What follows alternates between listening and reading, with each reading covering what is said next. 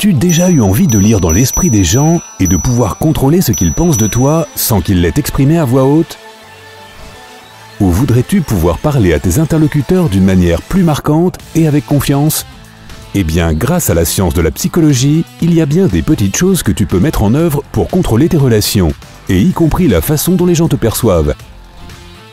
Et pas besoin de pouvoir magique pour y arriver, juste de bonnes ruses mentales à l'ancienne. Commençons le décompte à numéro 10. Découvre si quelqu'un te regarde en douce. Imagine, tu es assis en classe et tu regardes par-dessus ton épaule la personne assise derrière toi pour constater qu'elle regarde simplement par la fenêtre. Mais tu aurais pu jurer qu'elle était en train de te fixer. Si tu veux savoir si quelqu'un t'observe ou pas, essaie de bâiller. Non, ce n'est pas un code secret, mais si quelqu'un te surveille et que tu te mets à bâiller, la personne ne pourra pas s'empêcher de bâiller elle aussi. Ce phénomène s'appelle le bâillement contagieux. Selon Psychology Today, les scientifiques n'ont toujours pas réussi à comprendre exactement pourquoi les gens bâillent quand ils voient les autres bâiller. Mais ils savent que cela se produit autant chez l'homme que chez les chimpanzés. Certains pensent que cela a un lien avec la capacité de l'être humain à faire preuve d'empathie. Mais quelle que soit la vraie raison, quand les gens voient quelqu'un bâiller, ils le font aussi. Numéro 9. Apaise un conflit avec de la nourriture. Tu t'es déjà senti en colère en mangeant un délicieux burrito? Probablement pas, sauf dans le cas où tu avais commandé un hamburger. Le truc, c'est que la nourriture est un excellent moyen de calmer les gens et de dissiper les situations inconfortables. Disons que tu t'es disputé avec quelqu'un qui compte et que tu as besoin de discuter pour régler la situation. Plutôt que d'aller chez toi ou de te promener dans le parc, choisis un restaurant où aller manger. Quand vous aurez commandé et que les plats seront devant vous, le centre de vos préoccupations sera reporté sur les plats que vous vous apprêtez à manger. La nourriture est une excellente source de distraction qui peut réellement soulager la tension, car tu vas commencer à plus te préoccuper de la nourriture que du sujet de la dispute. Encore mieux, régler les conflits dans un endroit où il y a d'autres personnes, afin que les choses ne s'enveniment pas trop. Il n'y a rien de plus embarrassant que de se crier dessus au beau milieu d'un restaurant. Même si tu es au cœur d'un premier rendez-vous bizarre avec quelqu'un et que vous ne vous disputez pas, la nourriture peut servir de brise-glace. Se concentrer sur le poulet dans ton assiette est bien plus facile que de se regarder dans le blanc des yeux toute la soirée. Numéro 8. Fais en sorte qu'on t'en dise plus. On dit que le silence est d'or, et quand il s'agit de faire cracher le morceau à quelqu'un, c'est ticket gagnant. Si tu es dans une conversation avec quelqu'un et que tu n'arrives pas à obtenir les réponses profondes et réfléchies que tu espérais, essaie de rester silencieux pendant que la personne parle. Après lui avoir posé une question, arrête de parler et laisse-la répondre. Quand il y aura un silence, l'autre personne sera plus susceptible de s'exprimer et de combler le vide, et elle en dira probablement plus que si tu l'avais interrompu. Numéro 7. Rends-toi mémorable dans tes entretiens d'embauche. Tu es stressé pendant les entretiens d'embauche? Tu as peut-être peur de ne pas te démarquer suffisamment face à des recruteurs qui ont des entretiens avec des tas de gens. Un moyen sûr de te démarquer de la foule est d'utiliser l'effet de position sérielle, qui se base sur l'idée que les gens ont tendance à se souvenir des premières et des dernières parties des choses et pas vraiment celles du milieu. Imagine devoir mémoriser une liste de courses en 10 secondes environ.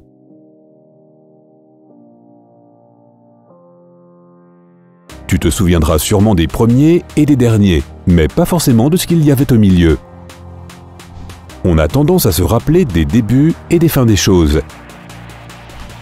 Alors la prochaine fois que tu passes un entretien d'embauche, pense à bien mentionner ton nom et parle de toi au début et à la fin. Et si ça ne marche pas, tu peux toujours porter un chapeau bizarre. Cela rafraîchit généralement la mémoire. Je plaisante, ne fais pas ça. Numéro 6. Tisse des liens plus forts avec les gens. Tu te souviens de t'être senti proche de tes coéquipiers de l'équipe de foot à l'école? c'est parce qu'être actif avec quelqu'un peut t'aider à tisser des liens plus forts plus rapidement. Donc si tu es dans une nouvelle relation ou si tu débutes une nouvelle amitié avec quelqu'un, au lieu d'aller au cinéma ou manger, essayez de faire ensemble une activité qui vous fasse travailler votre cœur. Peut-être de l'escalade ou même un parc d'attractions. Quand ton adrénaline et ton pouls augmentent, ton corps libère des endorphines. Cela te met ensuite de meilleure humeur et te rend plus enthousiaste dans tout ce que tu fais. Dans notre cas, faire connaissance avec quelqu'un. Numéro 5. Contrôle les premières impressions des gens à ton égard. Les premières impressions sont très importantes. Que tu rencontres de nouvelles personnes à une fête ou que tu te présentes à ton futur patron. Mais il y a une manière de contrôler les premières impressions d'un étranger à ton sujet. Pendant que vous parlez et apprenez à vous connaître, essaie de mettre le doigt sur un point que vous avez en commun. Peut-être que vous avez grandi dans la même ville ou que vous avez étudié dans la même université. En faisant cela, la personne à qui tu parles fondera ses impressions sur ce point commun. Puisqu'il est en lien avec elle, ses suppositions à ton égard seront plutôt positives. On appelle cela l'effet de halo. Bien que cela demande un peu d'effort dans le domaine des aptitudes conversationnelles, c'est bien mieux que de crier « comme moi » à quelqu'un que tu viens de rencontrer. Numéro 4. Donne aux gens l'impression qu'ils sont importants. Il y a plusieurs façons de faire ça. Assure-toi de prononcer leur nom quand tu leur parles. Quand tu rencontres quelqu'un pour la première fois à une fête ou lors d'un événement professionnel, prononce son nom juste après qu'il se soit présenté. « Salut Léa, ravi de te rencontrer » et continue à utiliser son nom tout au long de la conversation. Cela leur donnera l'impression d'être engagé dans une conversation et par conséquent la sensation d'être important. Une autre façon d'aider une personne à se sentir spéciale est d'utiliser la technique de la paraphrase pendant que tu lui parles. Par exemple, si une amie te dit qu'elle est allée faire les courses mais que le marché ne proposait pas le type de pain qu'elle cherchait, répète après elle « Waouh, il ne proposait même pas ce genre de pain ?» Paraphraser montre aux gens que tu écoutes vraiment ce qu'ils disent. Numéro 3. Demande à quelqu'un de t'aider à faire quelque chose. Tu dois parfois demander un service à tes amis ou ta famille. Mais ces faveurs ne sont pas toujours amusantes, ce qui fait qu'ils ont sûrement moins envie de t'aider. Disons que tu as besoin que quelqu'un donne à manger à ton chat pendant quelques jours où tu t'absentes. Au lieu de demander à la personne si elle peut t'aider, pose un faux dilemme. Dis quelque chose comme « Hey, c'est plus pratique pour toi de venir donner à manger à Monsieur Moustache le matin ou le soir ?»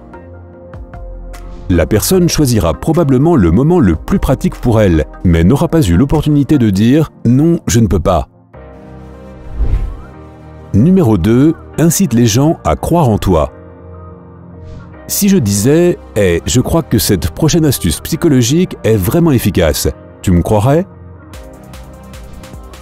Et si je disais « Cette prochaine astuce psychologique est vraiment efficace », as-tu plus confiance dans ce que j'ai dit la deuxième fois? C'est parce que quand tu dis « je pense » au début d'une phrase, cela peut sembler hésitant, incertain ou manquant d'assurance. Même si tu n'es pas sûr de quelque chose, cela ne signifie pas que tu doives remettre en question ce que tu dis. Aie confiance en toi. À partir de maintenant, essaie d'abandonner le mot « je crois » quand tu parles à tes amis et ta famille. Ils te prendront plus au sérieux et se moqueront moins de toi avec cette façon de parler confiante. Numéro 1. Garde l'attention des gens. As-tu déjà remarqué que si tu regardes ton téléphone, tu n'entends pas ce que dit la personne qui te parle?